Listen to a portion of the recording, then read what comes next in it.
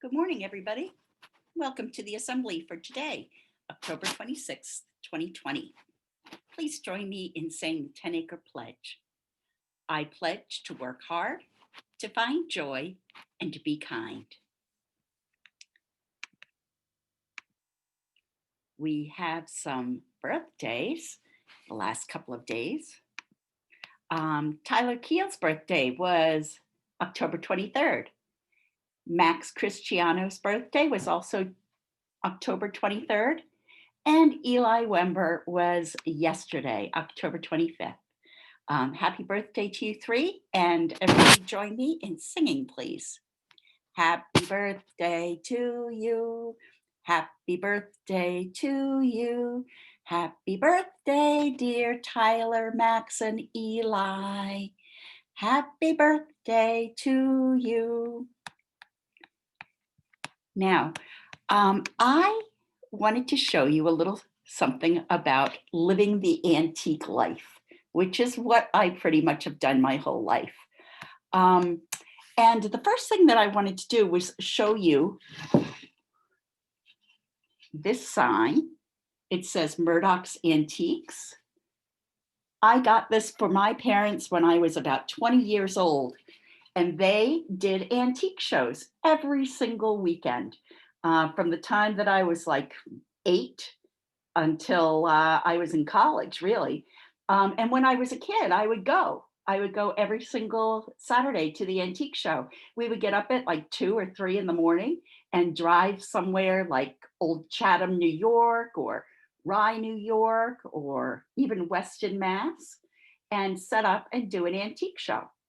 So I have a lot of antiques, some of which I have gotten along the way, and some of which I got from my parents. And as I looked around my house, I saw that there were some that were kind of unusual. And I thought that that's what I would make my assembly about. So let's start with our first thing. The title of this assembly is What Is It? And you're going to see why. The first thing that I wanted to show you is this. It looks like that. And then if I open it up, I've got one side, looks like that. And the other side, it's a little bit different. I actually am fortunate enough to have 2 of these things.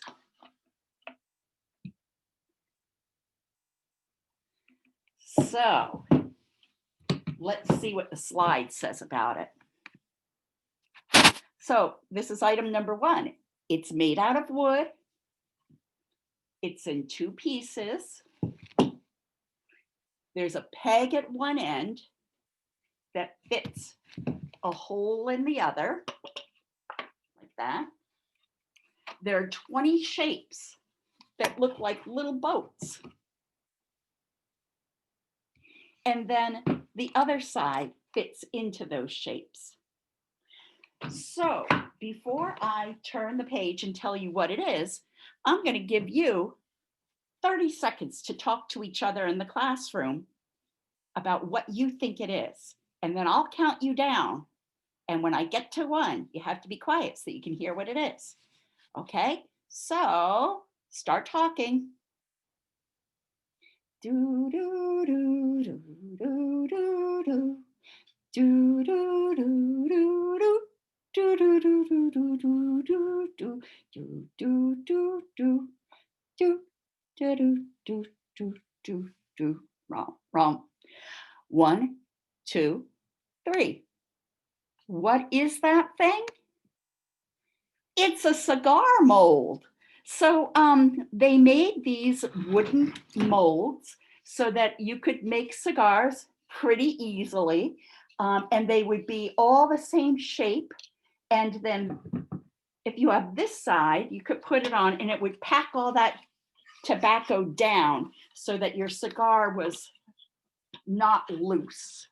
And it really increased the cigar smoking craze when they first made these. And people are still using them to this day.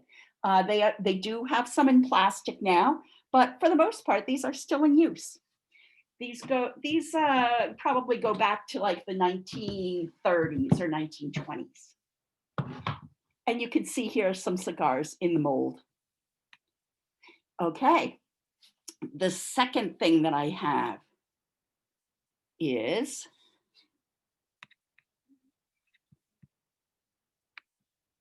this. Hello. This right here, it's tall. You can see it's probably about a foot tall. It's made out of metal. There are 12 tubes, 4 here, 4 on this side, and 1 in the middle. There's a handle. The tubes are open at the top. And at the bottom, they have a little point.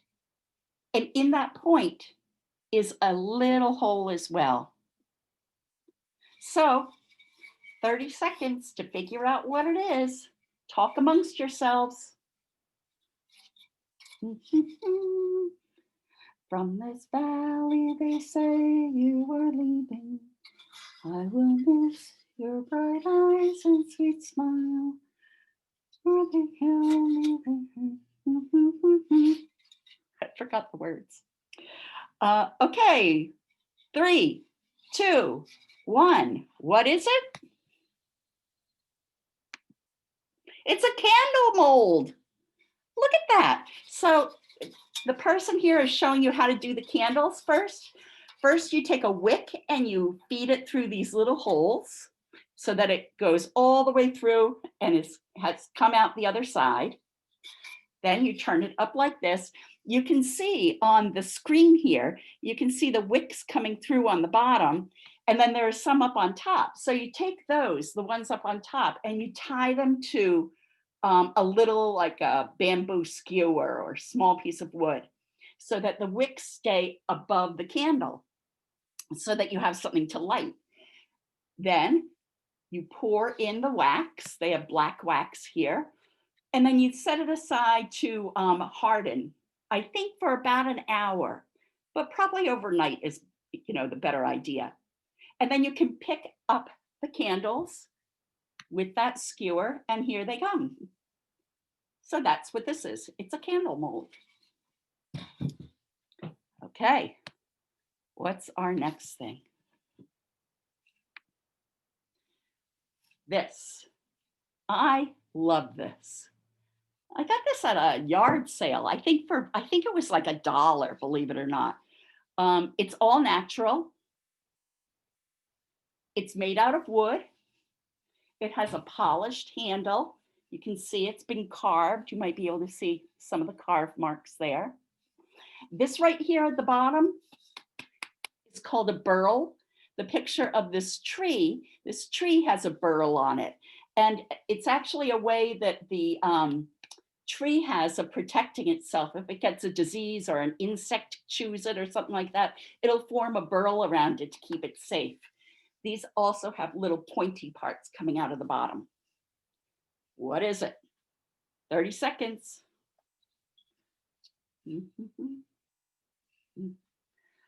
Oh my darling, oh my darling, oh my darling Clementine. You are lost and gone forever. Dreadful sorry, Clementine. Okay, 30 seconds. What is it, you might ask? I will tell you. It's a birch burl club. This one's probably from the Penobscot Nation. Hold on, got to plug in the computer. Daisy unplugged it. There we go. And you can see that this could really be quite a club if you got the business end of this in an attack. That would not feel good. And what it is that it's actually a root. This would be the bottom of the tree. So this is the burl around the tree, and these are actually the roots that would be underground. And they're quite beautiful. Many of them. This part is carved, and and made to look like a face or, you know, some kind of animal. This one's all natural, and I rather like it like that. Okay. Okay, here come the last couple of things.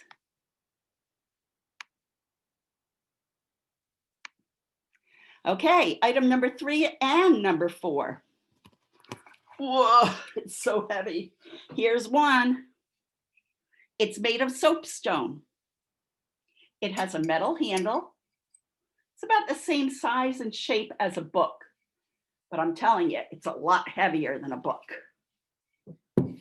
And then this one, item number 4, it's made of tin, and they've taken a nail and punched holes in it. It's called punch tin, believe it or not. It has a metal handle, and there's a little door here. I like the hinge. I like the door opener and closer. It's really pretty simple. And inside, there's a tray.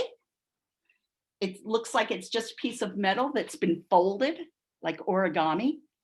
It's got a little piece here that you can hold on to and put it inside of the container.